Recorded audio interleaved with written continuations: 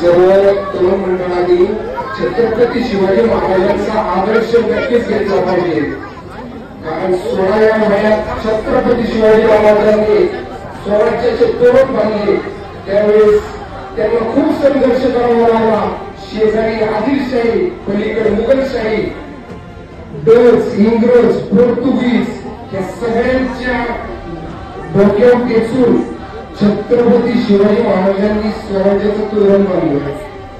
छत्रपती शिवाजी महाराजांची जी आज आपण प्रेरणा घेतली पाहिजे की महाराजांनी गनिमी कावा करून युद्ध कसे लढले, तर आपलं सैन्यबळ कमी असताना लाखोंच्या सैन्यबळाला तोड देत युद्ध जिंकलेले आहे महाराजांनी।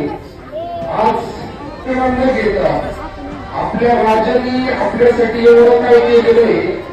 शिवाजी महाराजांची उपकार एवढे आहेत की आपण 7 जन्म जरी घेतले ना तरी फेडू शकत नाही। छत्रपती संभाजी महाराजांचा जर आपण घेतला बोध तर त्यांचं प्रतीक आहे, त्यागासाठी प्रतीक आहे, धर्मासाठी त्या माणसाने 40 दिवस आपण यातना सहन केला, एवढा त्रास सहन केला। त्यांच्या जागी जरी दुसरा व्यक्ती असता तर कधी स्वाधीन झाले असते, पण छत्रपती संभाजी महाराज आपल्या हिंदू धर्मासाठी स्वराज्य रक्षक झाले। खरं म्हणले तर दोन्ही महाराजांचे एवढे उपकार आहेत आपल्यावर, आपण 7 जन्म घेतले तरी फेडू शकत नाही। मला असं वाटतं की ज्या वेळेस छत्रपती शिवाजी महाराजांनी आग्र्यातून औरंगजेबाने ज्यावेळेस छत्रपती शिवाजी महाराजांना बोलवलं होतं आणि फसवून कैद केलं होतं, त्याच वेळेस महाराजांनी संयम राखून 15 दिवस आजारी होण्याचं नाटक करून नंतर त्या मिठाईच्या बॉक्स मधून त्यांनी आपलं हे केलं, स्वतःचा जीव वाचवला।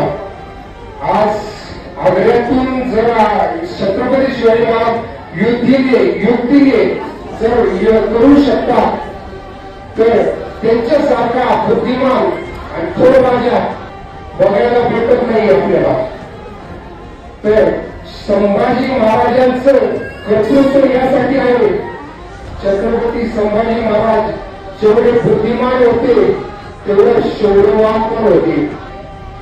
आज खरं म्हणलं तर छत्रपती संभाजी महाराजांचा इतिहास तरुण पिढीला जास्त माहीत नाहीये। छत्रपती संभाजी महाराजांबद्दल ब्राह्मण समाजांनी जुने काही जे लिहिले ते दारू पीत होते, ते व्यसन करत होते, हे अक्षरशः खोटं आहे। ते तरुण पिढीने खरंच लक्षात अभ्यास इतिहास बघितला पाहिजे। आपला राजा दारू, आपला राजा व्यसन नव्हतं